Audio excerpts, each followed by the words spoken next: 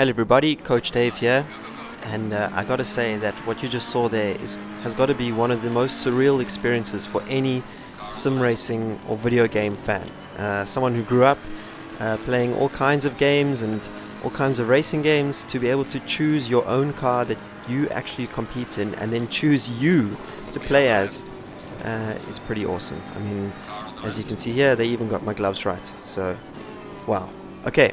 Here we are, Assetto Corsa Competizione, and this is the new version. This is version 1.1, as I've been lucky enough to test it before the release. But not only that, before Assetto Corsa Competizione was even released, I have been giving feedback to the game for the longest time.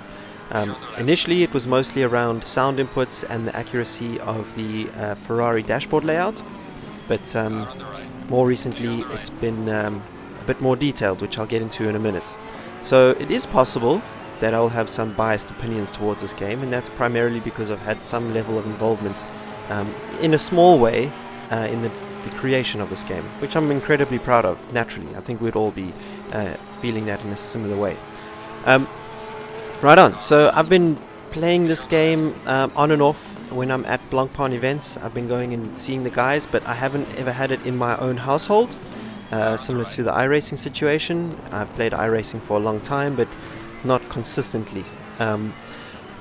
Obviously I have direct contact with the guys at ACC, so I get a lot of feedback from them, but we do have some pretty enjoyable debates as well via Discord, which I've enjoyed.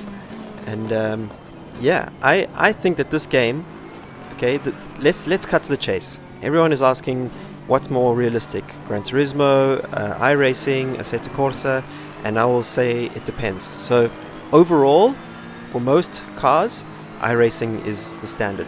Has been for a long time, still is. Gran Turismo is not the best simulator out there, so let's just get that out the way. However, it is useful enough that I've been using it.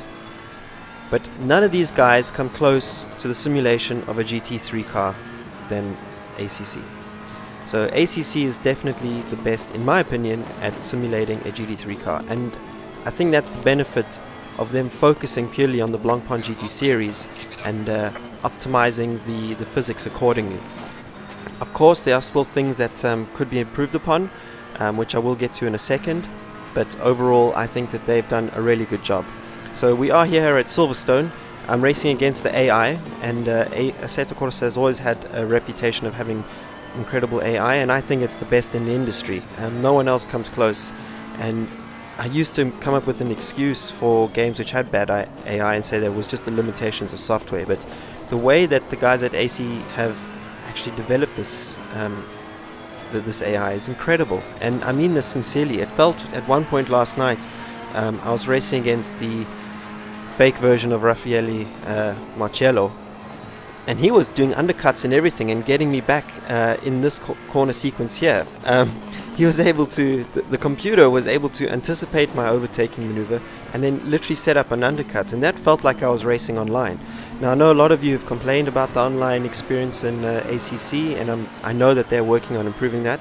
I didn't have a chance to play the online version because during the testing of this version 1.1, we weren't allowed to go online, naturally. So I was stuck playing with the AI, but frankly that was good enough. There was some small instances, like there was a small instance where they braked on the apex, but overall very fast. I played it on a setting of 95 or 96. I can definitely go higher, as you see I'm cutting through the field here, but I wanted to give you a really, like a reasonably good impression of racing through the field. It makes the video more interesting, as opposed to getting stuck in the middle of no man's land and not being able to compete with the AI. So what do I like about this game? Okay, there's quite a few things. The first thing is that I love the vibrant graphics. I think that this is missing from other simulators, and I'm really glad that Assetto Corsa Competizione has prioritized graphics as one of the main things. I mean, at the end of the day, we're here to trick the mind, and I think the vibrancy and the colors and everything that they've used here is really cool. The accuracy of the interiors is also another thing. Obviously they spent a long time with us discussing, you know, what each number is, what the dashboard does, like where's the on switch and everything, and I really appreciate that attention to detail. Lastly, well, not lastly, actually there's still a few things to go, but in terms of aesthetics, the sound in this game is also really good, and in particular the braking. And this is where I had some feedback before they launched the first version of ACC, and it was under braking where I said, guys, you can add more. There is more sound that exists in that phase of the simulation, which pretty much all simulators are missing, and it's the sound of the ABS and the grinding of the pads upon the disc. So if you hear like a grinding sound under braking, that was from yours truly showing them some onboard videos. The next thing I love about ACC is their willingness to speak directly to real racing drivers and get our feedback and integrate that into the game. No other simulator company that I know of at the moment has gone to that level for GT3s. Perhaps iRacing has done that for their Formula cars, their NASCARs, I'm sure. All their oval racing is apparently very, very accurate in iRacing. But when it comes to the GT3s, I can often tell that the interpretation of the physics comes from an onboard video or something of the like. Whereas I know for a fact that ACC talk directly to the racing drivers. I am one of them. And now that I have a PC, I'm going to get even more involved, which is to the benefit of everyone who enjoys these kinds of games.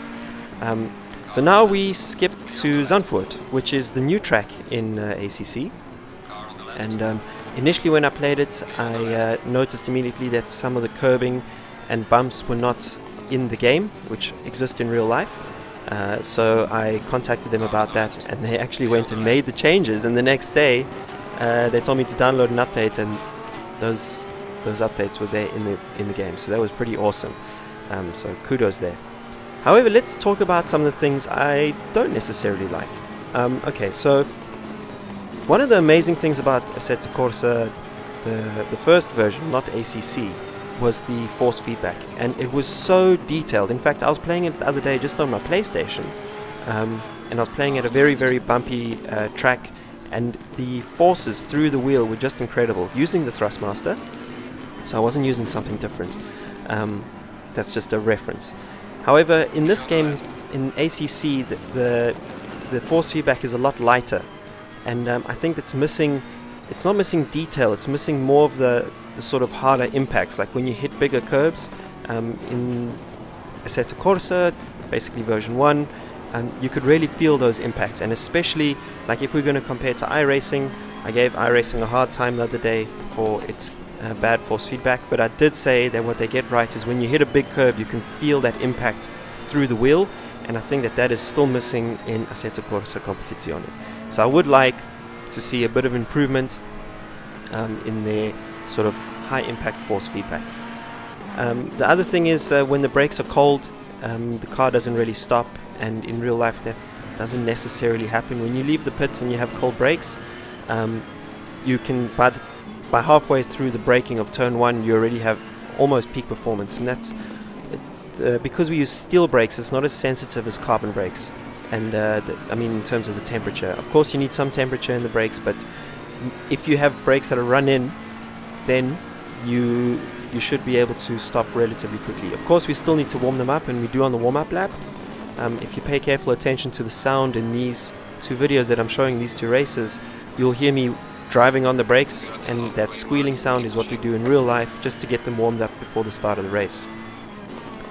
I also, the one thing I don't really like in the game at the moment is the what do you call it, the neutral setup, but Aries, who's the head of physics, has told me that we can contribute there. So it just felt like there's a certain phase in the entry where the car starts to slide, and it's very difficult to catch. So the one thing about the game is that the scrub radius of the tires seems to have a very small window, whereas in real life it is a little bit bigger. So they do need to work on that. But I know that, just like in iRacing, the physics are constantly being worked on.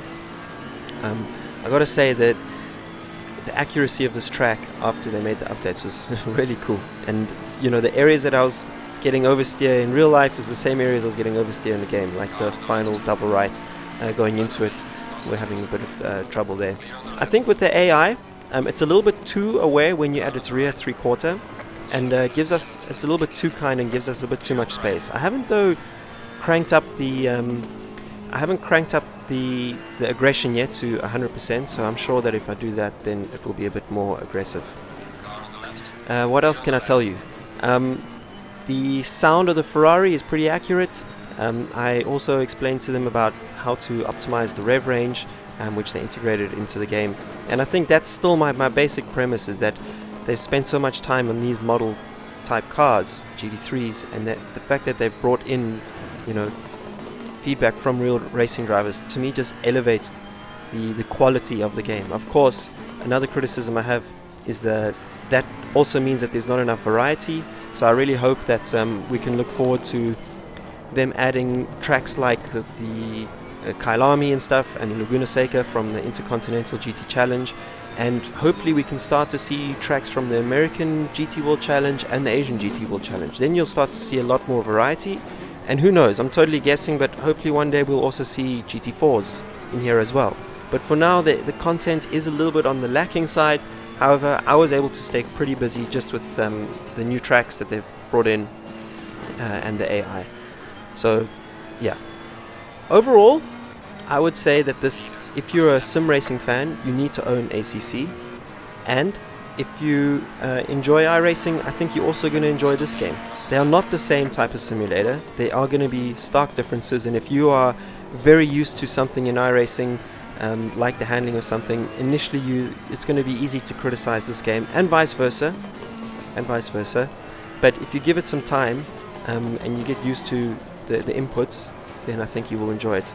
Like initially when I started in this game, I really wasn't a fan of the braking, and I kept missing apexes. But when I compared it to my real life onboards, I realized that in the game I was braking about 5 to 10 meters too late, which is why I was missing the apexes. So that could have been something to do with the speed perception, and please do not criticize the FOV. That will drive me crazy.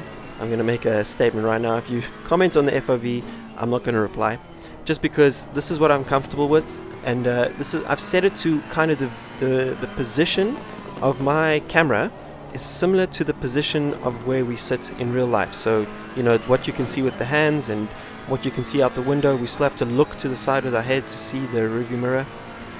So that's how I like to play racing games in the dashboard view. I was shockingly surprised at the amount of comments regarding the FOV when I posted the iRacing video, so I'm taking this opportunity to squash all those criticisms, because it was a bit silly. At the end of the day, you got to race with an FOV that you are comfortable with, and I'm really comfortable with this one. I can see a little bit out the side with a single screen, and I can see my dashboard, which I like to have when I'm racing in dashboard mode. So there you go. That's my initial impressions of ACC v1.1, and I hope you enjoyed this video. If you did, please like it and share with your mates. Subscriptions are welcome as well. Huge thank you to my Patreon members, and of course to my channel sponsors. You guys are all legends, and I hope to bring you more ACC videos in the future. Anyway, thank you so much for watching, and I will catch you around the next lap. Cheers.